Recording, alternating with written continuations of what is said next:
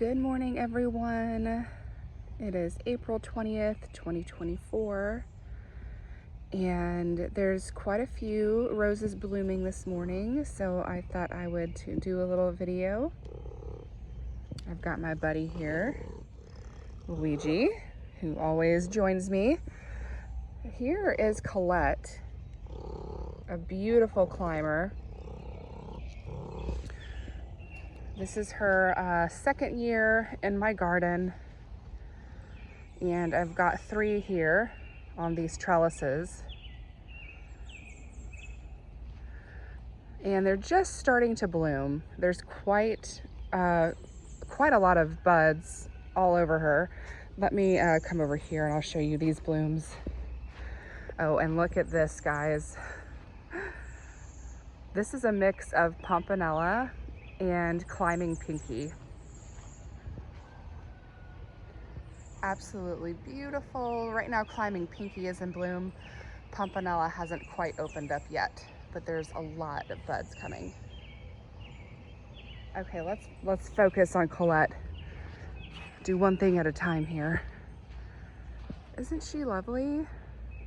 This one's a little bit more of an aged bloom, and this is a much fresher one.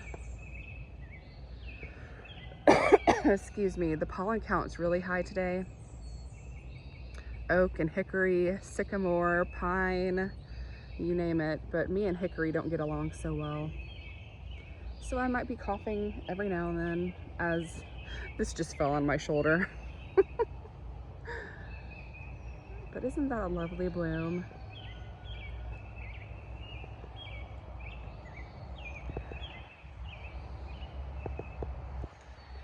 Here's another one, just opening up. I'm hoping this year that these roses will get a little bit more robust. And they do get quite a bit of sun. It's more in the midday because of how many trees we've got. We've got a good bank of trees over here, and then we've got a good bank on this side as well. So I'm thinking like 10 or 11 to 4 maybe is how, the amount of sun that they get. So I'm hoping that they beef up a bit this year. They seem a little leggy and sparse to me, but again, it's only their second year, so that may be typical. They may just totally shoot up and get really super vigorous and strong after this first set of blooms. But also here's Apricot Candy. Isn't this a sweet little bloom?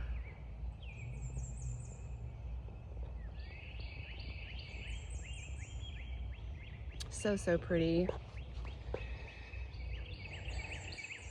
And I've got to show you my Dreamland rose. I'm gonna step back though because it's a monster. Look at how big this rose is. This is one climbing rose. It has just completely taken off, and this rose has been in the ground the same amount of time as these have been over here. It's really amazing how different varieties can just do so much differently than others. One other thing that might be the case is this is multiflora rootstock, and these, I believe, are traditional Dr. Huey rootstock. Well, no, they may be own root, actually. Actually, now that I think about it, I think they're, excuse me, I think they're own root. And so that would definitely be a reason why it's taking a little bit longer for them to take off. But this rose, so the Colette roses are from Menagerie. And then this rose is from Palatine. Now, y'all know how much I love Palatine. I feel like almost, I would say about 90% of the roses that I purchase from Palatine take off and just go gangbusters like this, right off the bat. But here, let's get closer so you can see these blooms because they're just starting to open. and I'll come back again and do another video when they're fully open, because it has a really, really unusual structure to it, this bloom. It's really, really beautiful. It's just like a big swirl in the center, almost like a sweetheart, but not. It's like an unusual sweetheart. I'm not sure how to describe it, but it's absolutely, absolutely beautiful.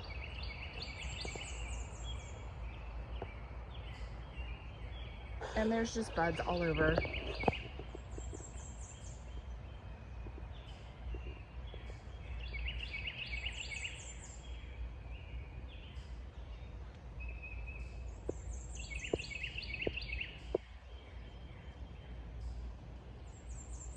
And it just keeps going and going.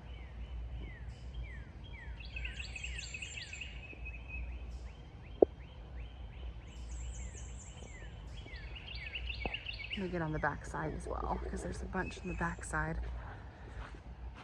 Isn't she a beauty? I love Dreamland Rose. It's so unique. And just look at all those buds up there. It's gonna be a spectacular show. And then there's still a whole lot. I mean, look at how far these canes went. I mean, honestly, I wonder if I should plant this one. This is another Dreamland. And I wonder if I should plant this one maybe on another one of these trellises over here, because on this trellis is White Eden, and then on the furthest trellis down is regular original Eden, and they aren't doing the absolute greatest. They're significant, like they've got some blooms on them, but you know, they're not growing anything like this. Like, this is absolute rose insanity to the 10th degree, which is amazing. Look at that beautiful bloom. And so honestly, I think this might be, it might be better if I took that rose and maybe put it on one of these pergolas up here. And then maybe next year I should just get another one and do all Dreamland. Who knows? I love Eden, but this is always a problem right here. Black spot. Always, always a problem. Eden is probably one of my worst offenders when it comes to black spot, and I envy those of you who live in drier climates where you don't have to deal with black spot, which is why I'm doing my best to try and get as many black spot resistant roses in my garden. And obviously, I mean, look at Eden, or excuse me, look at Dreamland. That one is definitely resistant and such a vigorous grower. I mean, it's almost knocking this whole trellis over, just about. But it grew so much, and honestly, I had debated taking off this cane because it was a little wonky having this big arch here, but I really didn't want to sacrifice any blooms, and so I left it. I may prune it later, we'll see, because it does look kind of all over the place. But I don't want to cut it off because it's going to cut off blooms, right? So anyway, but we've got a lot of buds happening. These are going to be blooming soon.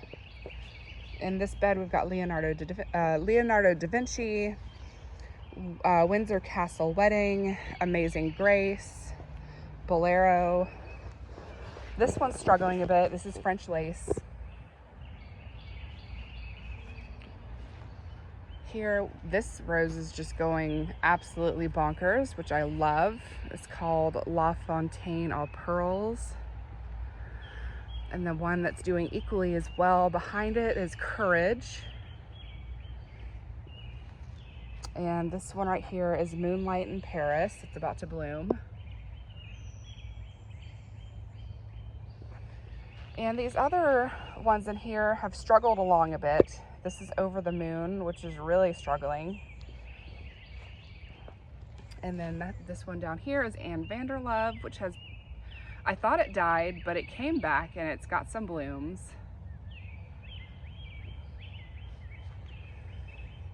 And then let's come around here, see what's on this side, because I can't remember. Queen of Elegance, right there, which I thought that one had died too, but it bounced back. We've got an empty spot here, which I'll eventually put another rose there. Right now, Colette's kind of fallen into the gap there. And then this section, these roses aren't doing so well either. I mean, they flushed out, but they've got black spot. It's State of Grace and Fun in the Sun. This one right here is Soul Sister Sunbelt, which is looking absolutely gorgeous. This one here is Lasting Love. And then around on this side is Roberto Alagna, about to bloom.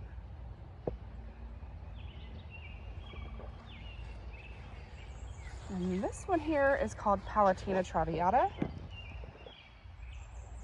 Looking very healthy. I'm not sure which one this one is, but it's struggling on a bit, so it might come out.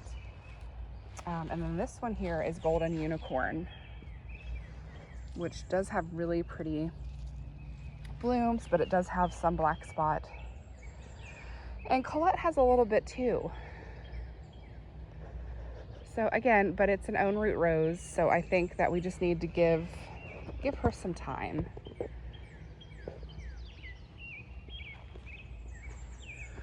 Okay, let's go check out this rose again. So Climbing Pinky has definitely kind of grown into Pompanella, but let's get some close-ups of Climbing Pinky. Some really sweet, beautiful blooms. This is one of my oldest roses in my garden.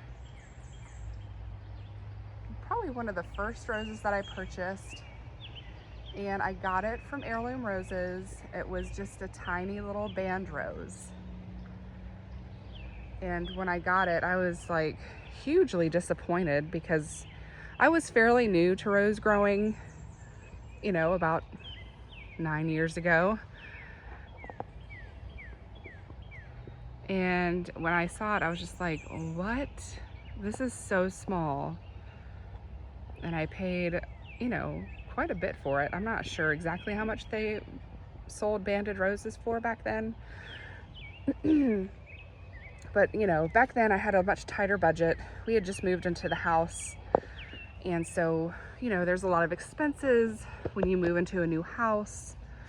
And so I was trying to get as many roses as I could for the cheapest amount possible. And so I don't even know, I don't think that they sell banded roses anymore. I'm not sure. But anyway, when I got it, it was like, oh my gosh, this is so small. I was so disappointed. But now look, 9 years later, look at all that. That's the base of my Climbing Pinky. It is absolutely huge.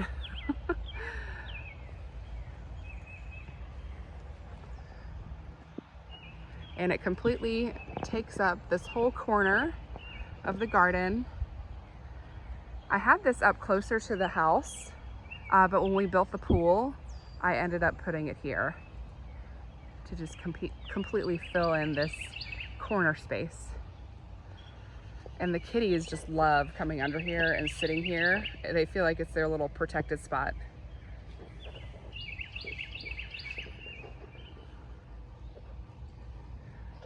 But yeah, once Pompanella flushes out, it's gonna be really beautiful in this spot. And after the big flush, I will probably end up cutting this back.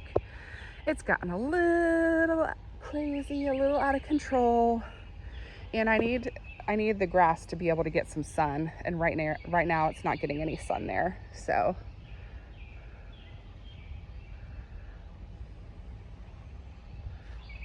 once it blooms though, we'll give it a little haircut. But for now, it is absolutely gorgeous.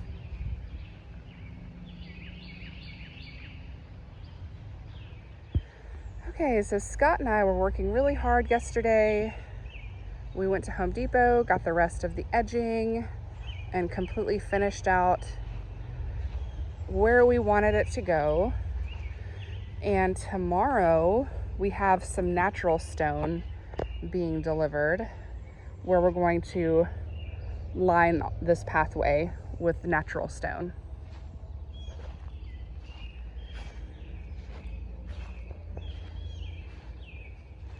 The grass is waking up really nicely.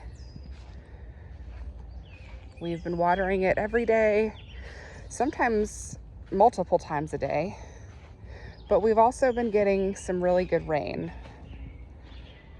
So far it's filling in great.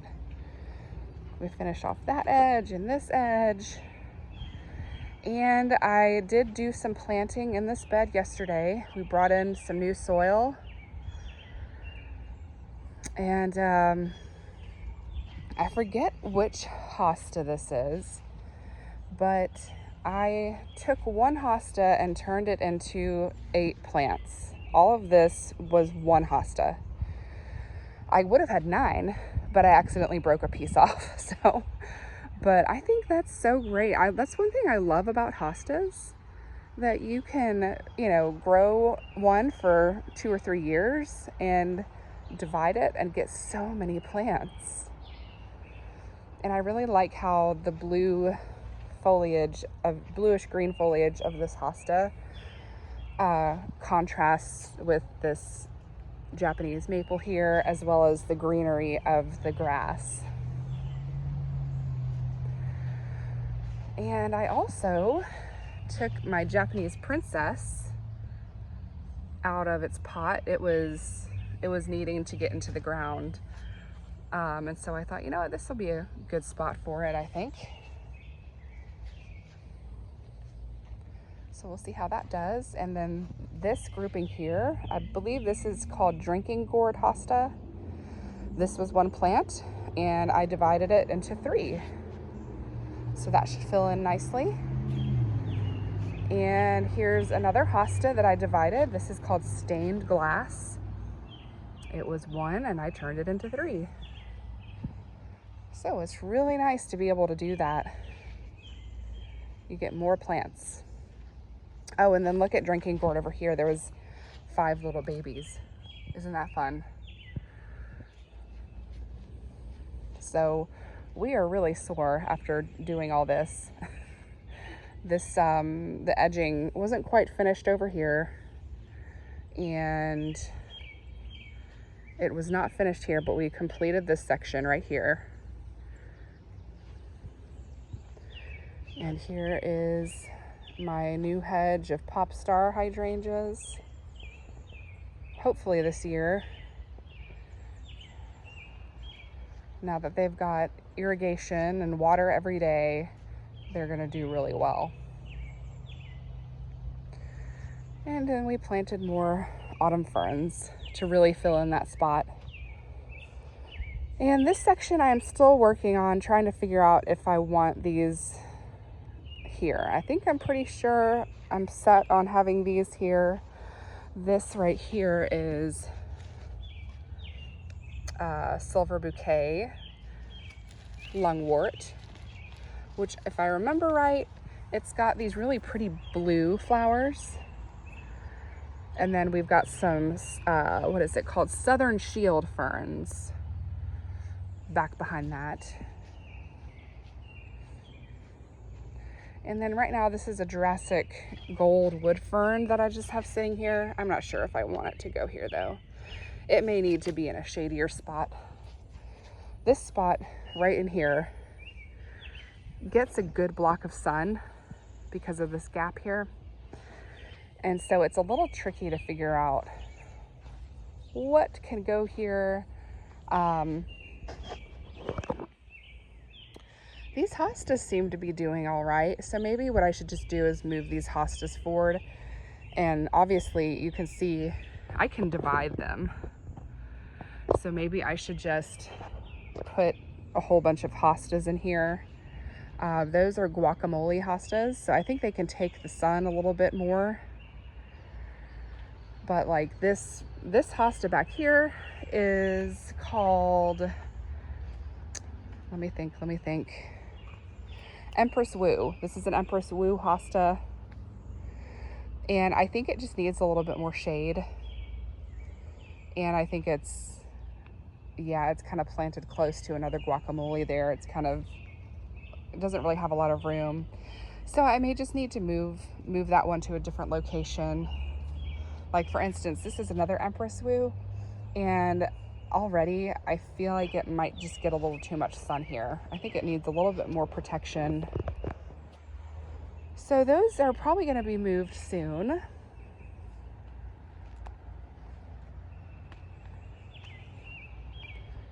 But I was so glad to get all the edging done, and Scott filled in all the gaps with dirt in the rose beds. So the next thing to do here is just to, weed a little bit, and then we're going to put down mulch, and then the beds will be done. The biggest task, honestly, is out here in the woodland garden, getting everything pulled up and weeded, and then mulch put down in here. That's a pretty huge task, but once it's done, it looks so much better. It's just a lot of work. So, but it's got to be done. And I just kind of have to look at it like it's a good workout, right? So I do have a bunch of southern shield ferns lined up here. Not sure if I want them to stay there or not, or if I want to dot them in through the woodland garden. I might want to do that. It might just help the woodland garden just look a little bit fuller.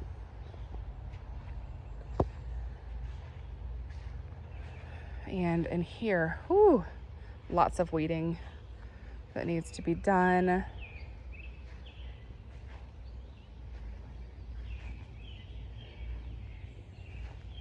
But I am so glad that this area now has irrigation. But it's just going to take some time and dedication to get this all cleaned up and weeded. But definitely having all this grass and the edging here, mentally, it cleans everything up, and it just makes it seem a little bit more manageable. And like I'm able to, okay, today I'm going to focus on doing this bed, and then say like Monday, I can work on this bed. Tuesday, I can work on this bed. And so just being able to break it down mentally will allow us to get it done.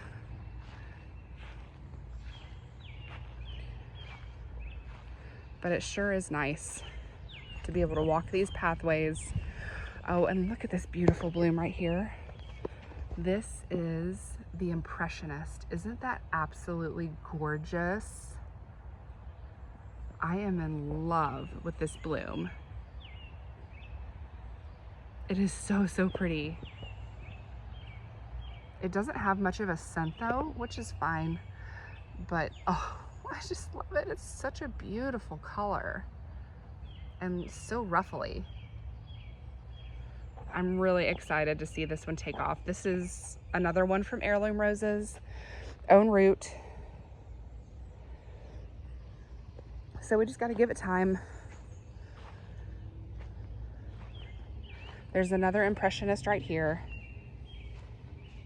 And then the one in the middle is Polka.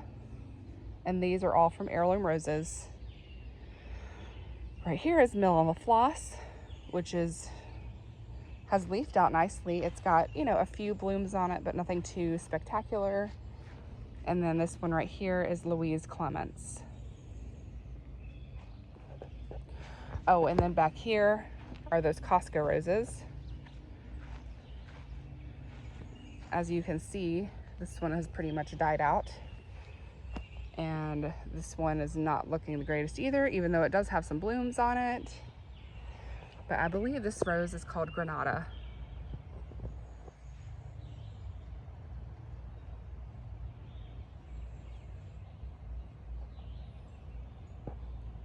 Although it kind of looks like peace.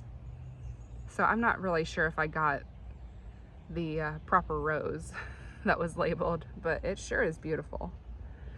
But this one's gonna have to go. That's just too much disease for my liking.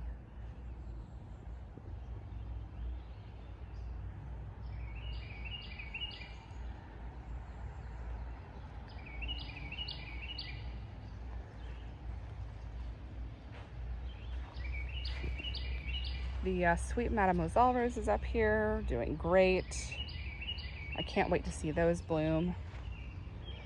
I still can't get over this rose. Like, oh, so pretty. That one is so gorgeous.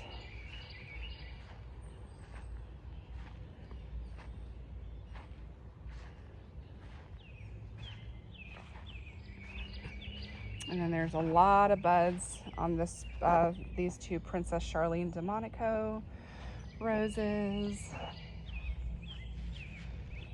And State of Grace right here.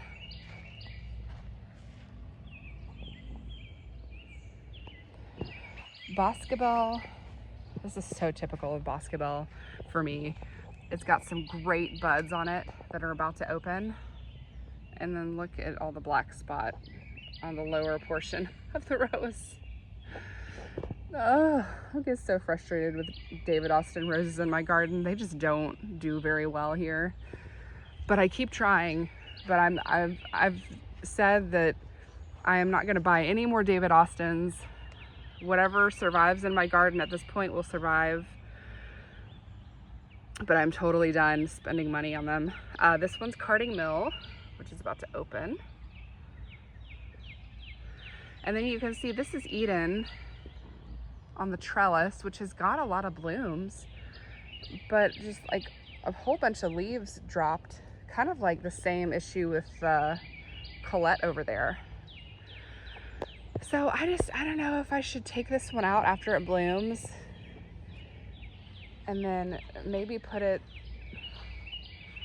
on that trellis that I've got back over there, and then put the Dreamland rose here. Because you know, when you're first walking into the garden here, I feel like it would be nice, it would be really nice to have a Dreamland here where you're not looking at a black spot ridden rose, something that looks really super healthy and vibrant. I think that might be better to have that there. But those of you who are new to my channel this year, go back and watch my old videos, and I want you to see how much this space has changed in the past year. Even in the past month. I mean, we just did all this edging and the grass, so even, you know, it looks completely different than it did in January and February and March. But we're just so thrilled with it. It really feels like a beautiful garden now, and we can just, you know, we want to come out here and enjoy it. The kids want to come out here and spend time out here. So I'm just so happy and thrilled to share this with you guys. This space has changed a lot over the years. It used to be a vegetable garden, and I got tired of vegetable gardening because it was a lot of work. People think roses are a lot of work. No, vegetable gardens are much more work in my opinion. And so I decided to turn this into a rose garden because it's just a little bit, to me, it's easier to maintain.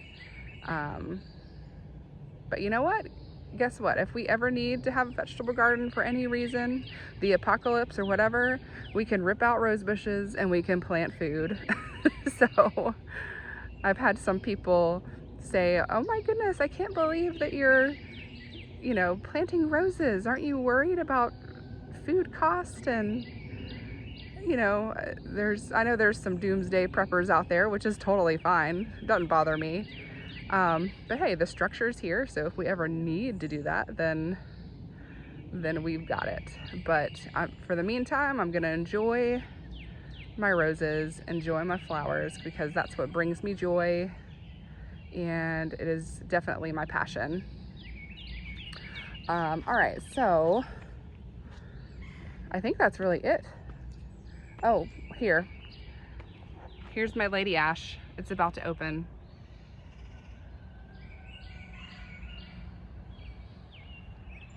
Very excited to see that rose bloom.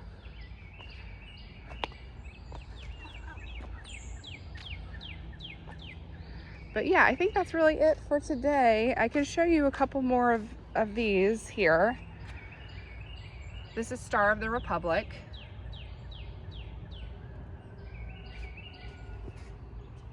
It's got a little bit of black spot. It's a little buggy. Here's one of the blooms that's fully open. Isn't that beautiful?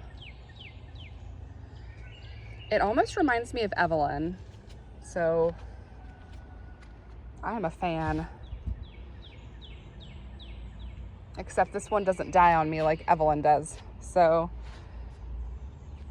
I'm loving it. And then we've got an Arabella clematis blooming here. And then we can see the climbing pinky from this angle. We've got a tree there that needs to be removed. But lots of blooms all over the place. And then you can see Dreamland from here as well. It's nice and showy.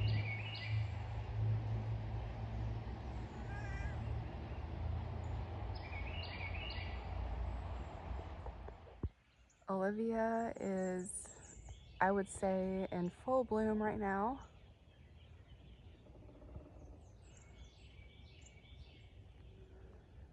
This rose tends to bloom first for me. She's always an early one.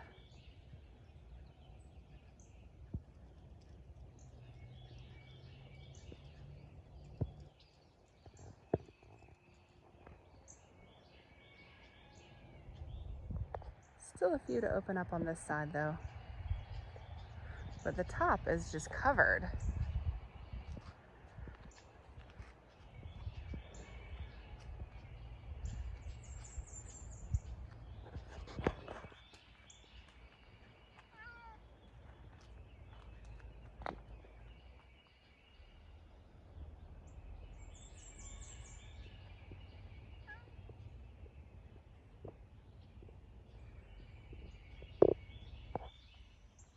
And then Madame Anisette has quite a few buds too.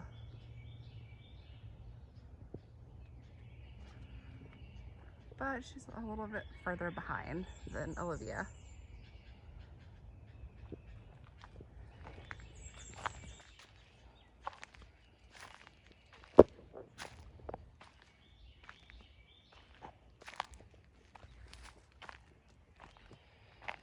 And Princess Charlene. Ooh, there's a lot coming. Oh, there's some blooming on the other side. Ooh, look at that.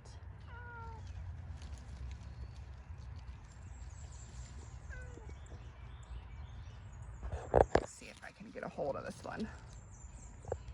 Oh, that's so pretty. My Princess Charlene roses didn't do the greatest last year. I wouldn't say greatest. They were growing. It was the first year in the ground. So this year we're going to see a lot of beautiful blooms. I am very excited about that.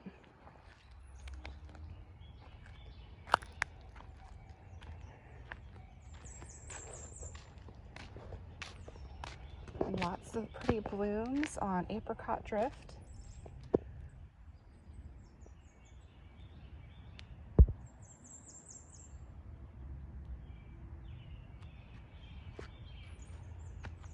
And Alchemist is really starting to come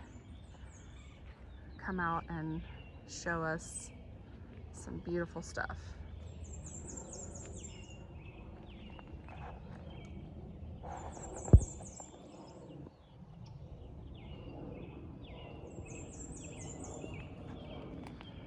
Let's see here if I can get. Can you see that one? Isn't that pretty? It's kind of facing inward. There's a lot of buds everywhere. And a lot on top that I can't quite get pictures of. It's super beautiful.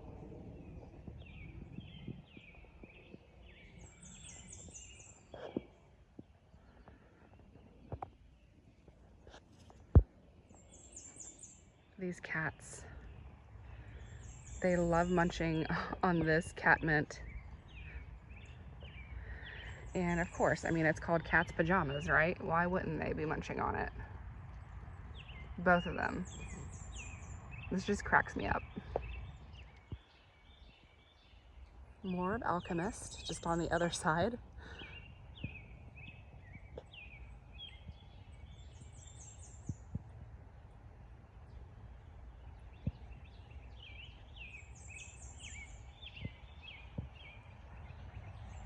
So pretty. Luigi wants to be part of the end cap video, I think. He just jumped up here for some attention, didn't you, buddy? Yeah. Oh, he's so funny. He's so lovable, aren't you, buddy? All right, well, I hope you guys enjoyed this video today, and I'll keep posting as roses open up, and I will definitely post another video of Dreamland once it's like bam, wow, fully open and looking glorious. So hope you guys have a great weekend, and I'll see you in the next video. Bye.